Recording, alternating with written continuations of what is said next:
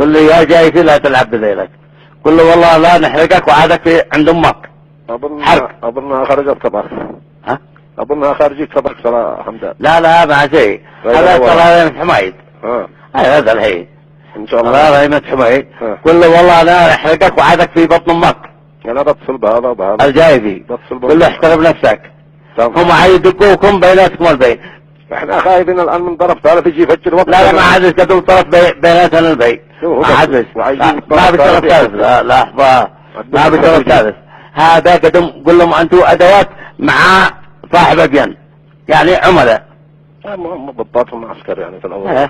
قل له طيب وقفوا احترموا انفسكم. نوقف الامر للصباح لما نشوف كيف الخبر يعني. ايوه طيب قل له طيب تخلع ابوك انك تتحرك صلاة زي ما سميت. الان الجايفي وهذا اسمه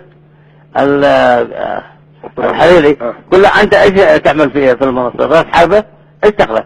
تمام حاضر. هو والله انه بدي كلام طيب يعني بالنسبة ايش بيفعل؟ انه بيفعل تهدئة اكثر من اثارة. طيب من عمل ايش دخله انه يجي المنصة ايش يا مان؟